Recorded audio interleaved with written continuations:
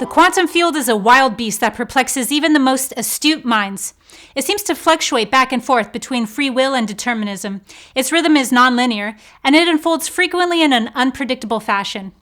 One could hardly grasp that the universe's editing software, to seamlessly splicing and pasting together the strip of film before us, is when we blink our eyes. If we are anything, even before human, we are quantum animals.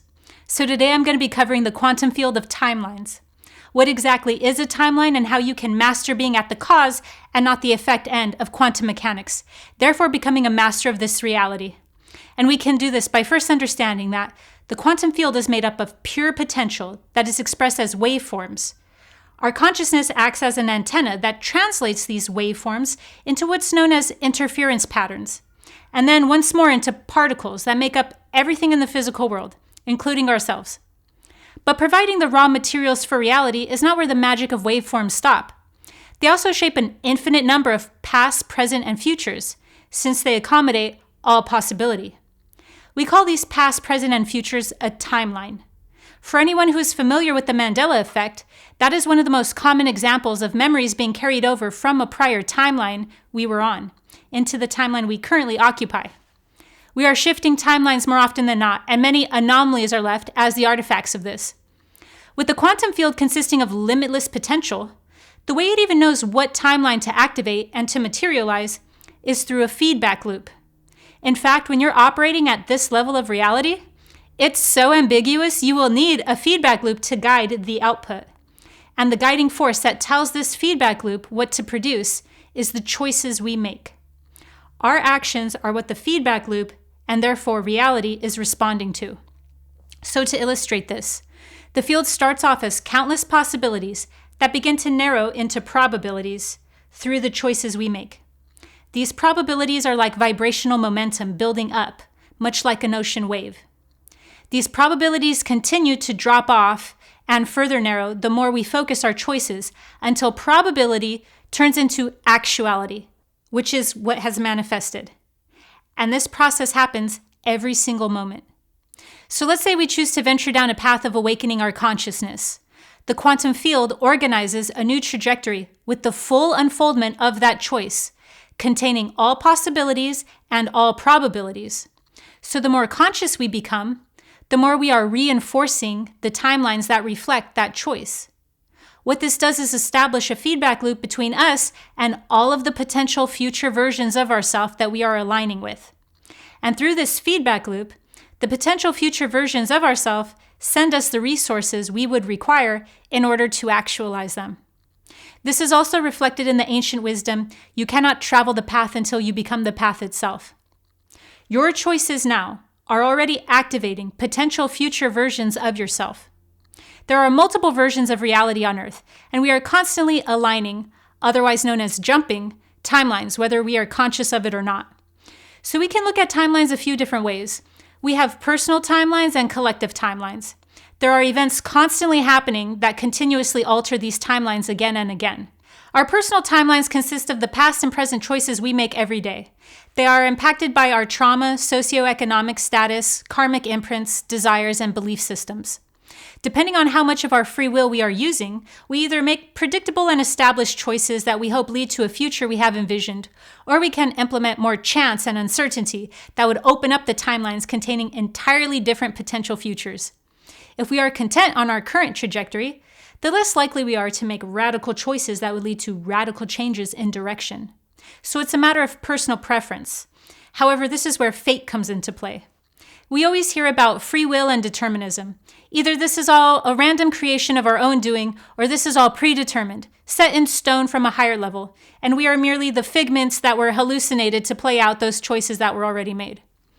This either-or mentality is the result of an imbalance within the hemispheres of our mental body. If you'd like to learn more about this imbalance within the hemispheres, as well as the real meaning behind predeterminism, aka fate, let me know in the comments, and if enough people are interested, I'll make videos explaining each of these concepts in depth. There is a degree of fate that is at work in our life, just as there is a degree of free will. Fate is the lessons we came into this life wanting to experience, and free will is the journey of how those lessons are lived. Fate can and does intervene when it feels we are not as proactive as we could be. But what is not guaranteed is how well our outcomes come into fruition. That is all left up to our actions, discernment, and willpower. Now let's focus on the collective timelines. Imagine that there is already multiple versions of reality on Earth, and in the past of one of these versions of reality, World War I never happened. That would significantly alter the future of that reality, not to mention the ripples that would create. Now apply the same concept to any event that was devastating and could be traumatizing to our collective psyche. And you could see that although there is an infinite number of potential timelines, that it's less likely we'd be able to access the ones that are prosperous and optimal if our collective psyche is continuously being directed into timelines that are traumatizing and disempowering. As I mentioned, we shift collective timelines frequently, but the wider the jump from our current reality, the more awareness is required to do so. What this means is if we want to experience an optimal and prosperous timeline, we would need to stop feeding the official narratives that limit our true potential and start taking conscious actions that reflect the timeline we want to call forth. This is how we step into our spiritual sovereignty. To give you an example of how much our environment affects the input to our feedback loop, let's say the media for 6 months straight on repeat were blasting us with the message that celestial bodies were coming towards Earth at a rate that would accelerate our DNA.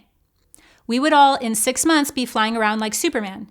Why? Because we're constantly getting from our environment that impact to create that output of our feedback loop.